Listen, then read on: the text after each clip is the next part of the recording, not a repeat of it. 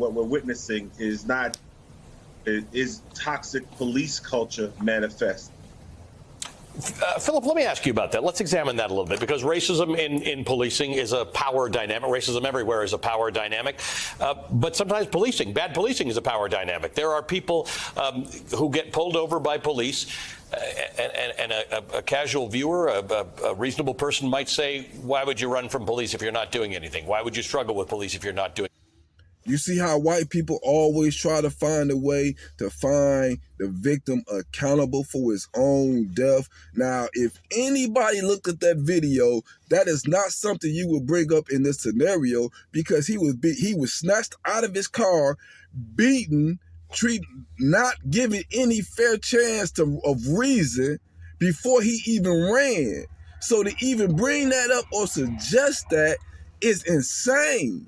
But this white man consistently is looking for a way to find some blame in this black man for his execution. Anything, except there are a whole bunch of people in this country and around the world who say getting caught by police might be the end of them. Certainly might result in charges that they shouldn't face. But, you know, what do you say to people who say, why do you run?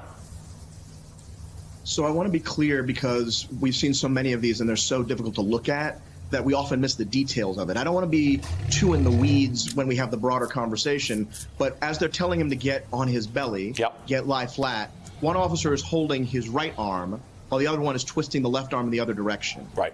He would have had to struggle out of the grip of the officers in order to lie flat. He was complying as much as his 140-pound body could against 5 grown men who were trained to engage in hand-to-hand combat. He was then tased, right? It hurt, because tasers hurt. And his body twitched.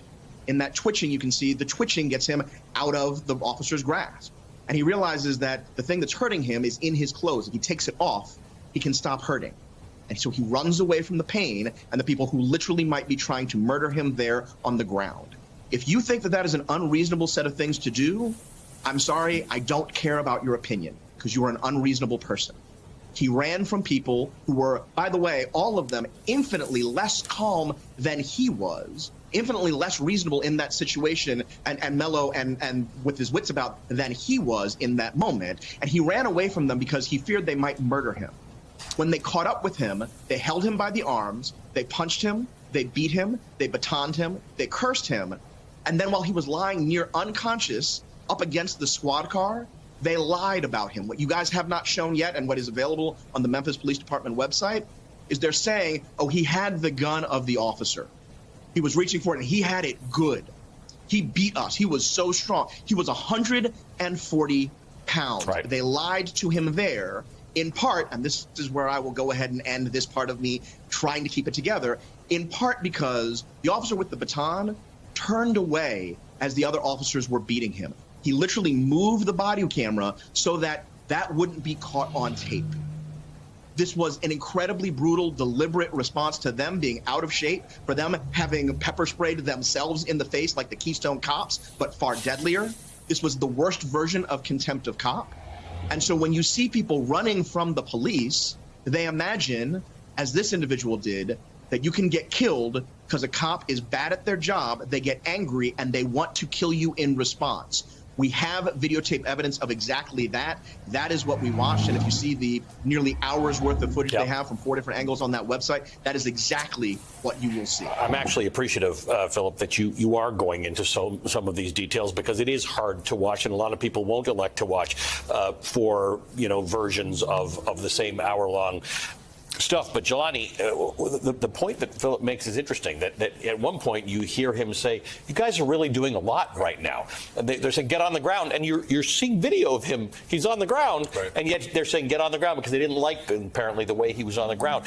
The concept of the power dynamic between police and civilians fully plays out in this video. You are seeing them bark instructions at him. He seems to be doing what they want him to do. Then he gets exasperated. He realizes, this is not going my way. Everything they tell me to do isn't working. And then he makes a run for it. And unfortunately, I think that might have sealed his fate. Well, I mean, I think you see how this white man keep trying to blame the victim for what happened. NBC News anchor continuously tried to blame Tyre Nicholas, for his own death. He ran because they was beating him to death. You're saying because he ran to stop being beat from death, that he's responsible, or that is responsible for him being finished, for them finishing him. This is black people. If you don't see that these white people gonna come up with an excuse to justify your murder, no matter what the scenario is, I don't know what you're looking at. Now, you want to know why I'm going to give you another example. Hold on.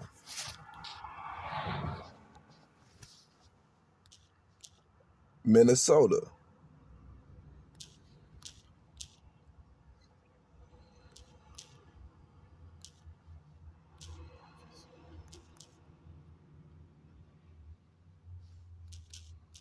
Check this out. Minnesota.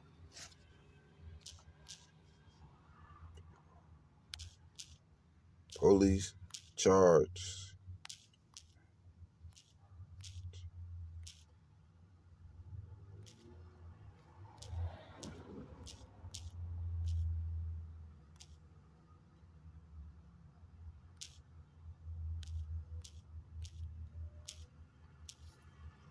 Hold on.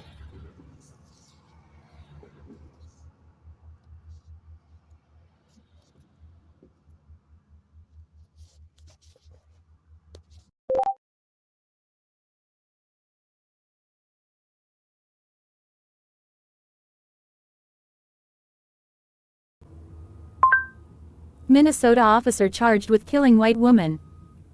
See that? No, that was the other. No, they don't want to show that. They don't want to come up.